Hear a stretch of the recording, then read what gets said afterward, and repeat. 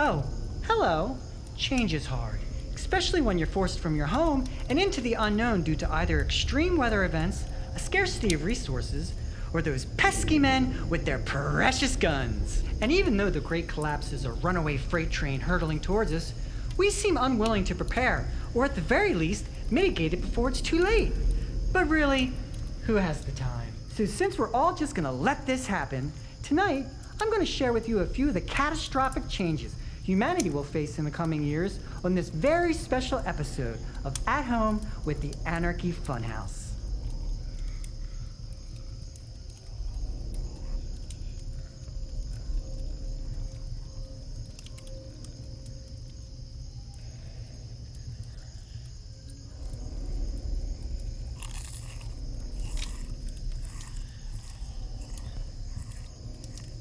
What? Friend of yours?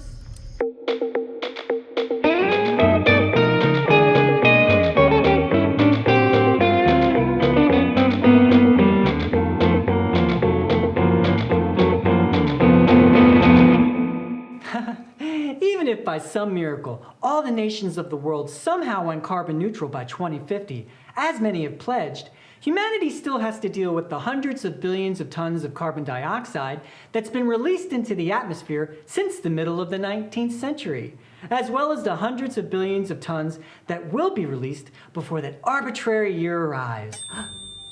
It's ready! So regardless of what happens in the coming decades, the effects of all those unchecked emissions are baked into our future. And what does that future look like? To find out, let's bake some bread. And assisting me today is none other than Delilah. Get out here, Delilah. Adam, what's going on? Are we in the funhouse? Don't be silly, Delilah. This is my long-running homemaking show that you've made countless appearances on.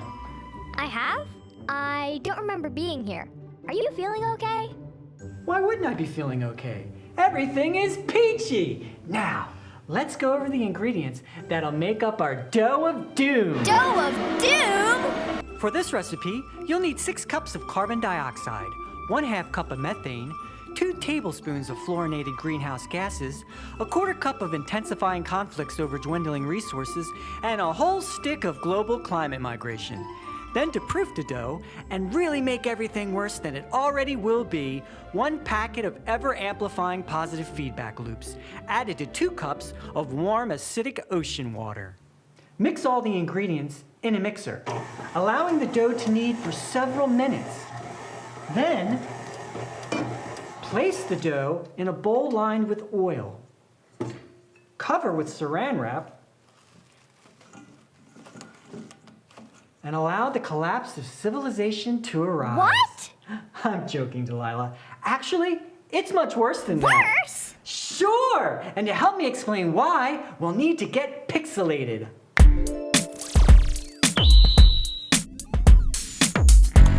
For 800,000 years, atmospheric carbon dioxide never exceeded 280 parts per million, which happened to be the Goldilocks amount that stabilized the Earth's climate, allowing our species to thrive.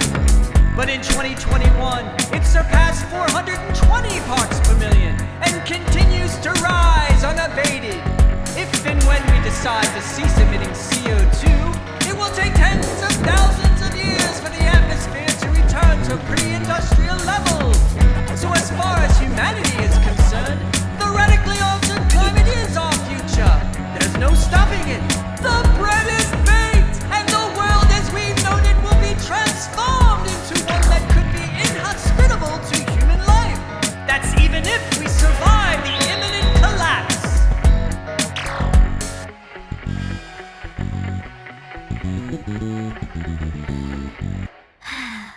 But we will survive, right?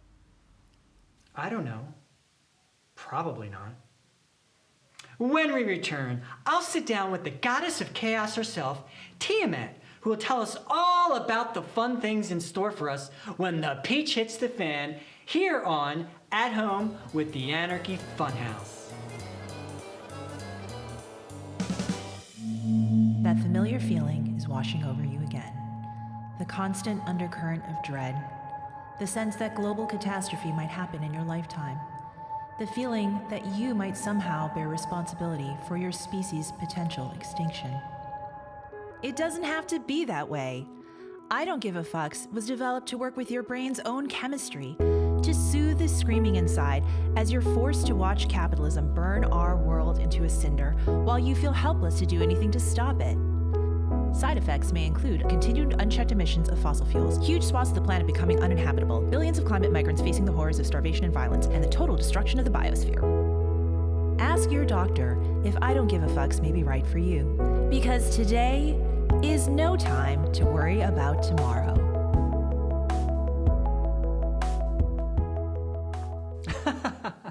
Welcome back to the show. Joining me tonight is none other than the goddess of chaos herself, Tiamat. Thank you for being here, Tiamat. Thank you for having me. For our viewers at home who might not know who you are, why don't you tell us a little about yourself? I would love to, Adam. I am an ancient goddess of the sea and the embodiment of the primordial chaos. Oh my goodness, that is so exciting. I also teach a pop-up improv workshop called First Class Improv, located at the table next to the bathroom in the Starbucks, tucked away inside the Super Target. First class is always free. Here, I brought you a flyer. Oh. Thanks.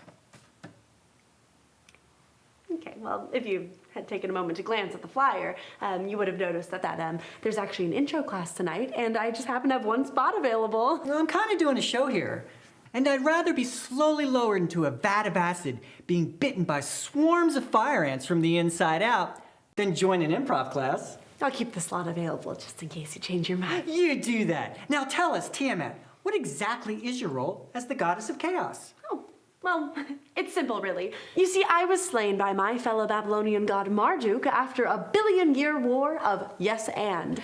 Then my body was torn asunder and used to create the earth. My bones are used to prop up the spaces between realms. My tears nourished the rivers, and my entrails were used to fashion all of life. Did you say yes and? Yes. And? I'm so glad you asked, Adam. You see, the game of yes and is not only the foundational principle that governs improv, but it's also the basis of all of creation. How so? Well, you don't get platypuses, marshmallow peeps, the Cats movie, or head cheese without robust games of yes and. Fascinating. So, Tiamat, how does a civilization slip into chaos, and what can we expect when ours finally does? Well, first of all, it's never just one thing that creates the conditions ripe for collapse, Adam. It's always a roiling warlock's brew of bat spit and frog balls, social unrest, wealth inequality, environmental degradation, pandemics, and the fracturing of governments all play a part. Now, your civilization clearly checks all the boxes.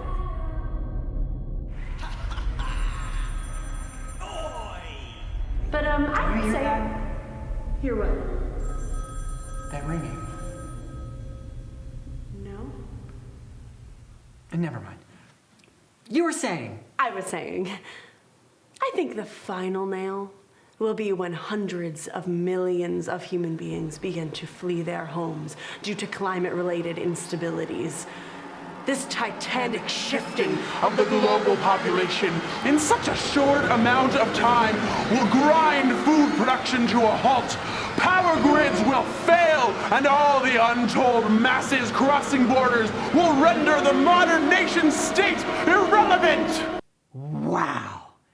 That sounds absolutely horrifying. Just how did we let this happen? the arrogance of man. And capitalism, of course. A rigid, overly complex system hell-bent on efficiency and vulnerable to even the slightest of stresses.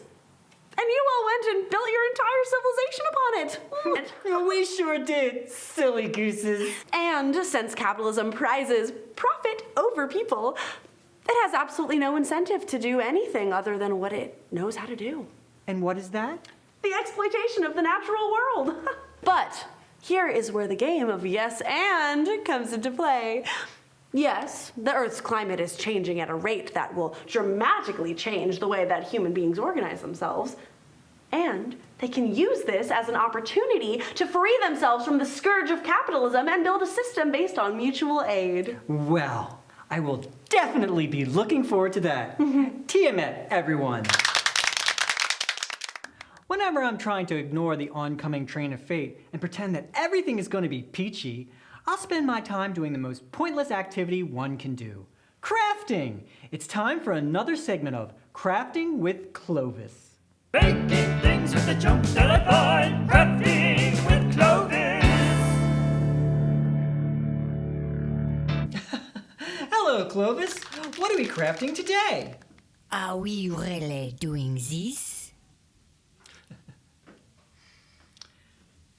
Yes, we are doing this, and I wish all of you would get on the same damn page.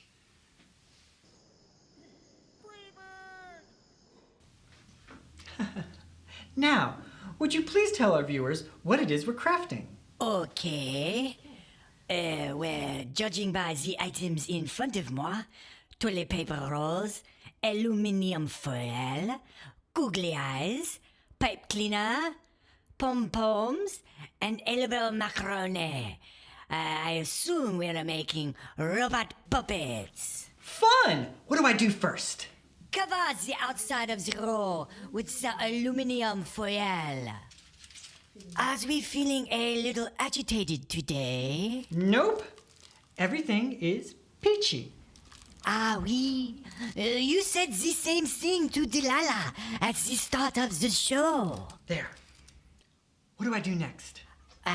Pick 2 googly eyes and glue them on. Alors, it's just that everything isn't peachy, is it? Don't you think I know everything isn't peachy, Clovis?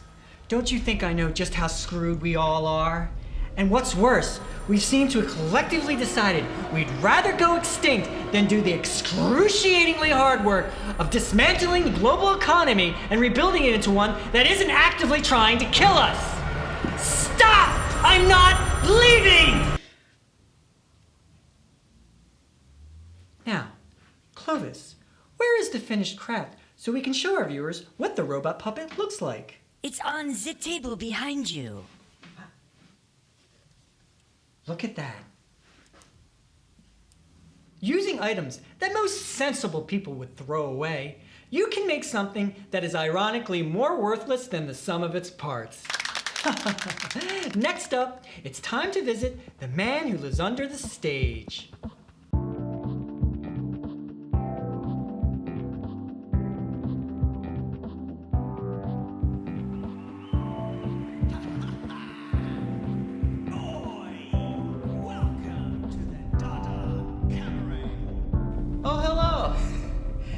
Ever find yourself in a situation like this? Having to decide between leaving your fate to the puppet who put you here, or taking things into your own hands, knowing you're not going to come out whole, but at least you'll have the possibility of survival? Well, you don't have to imagine it. All of humanity now faces exactly the same choice. Do we trust the corporate and political elites who chained us to the tracks of the oncoming climate catastrophe to save us, or do we cut away the gangrene of fossil fuels and capitalism ourselves?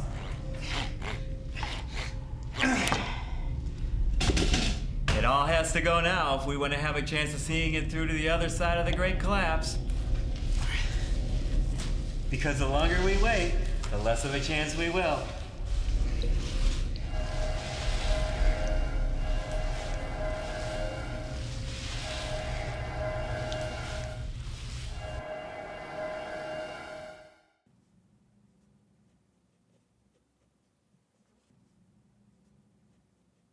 Are you journaling? I am. It's not like there's nothing being done. I know.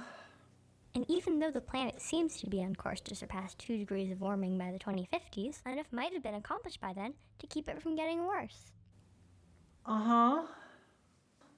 Of course, there are still all the unknown factors that could potentially push the climate to spiral into a runaway greenhouse effect that turns our planet into a lifeless, superheated rock like Venus! Delilah. It's okay. It is? Of course.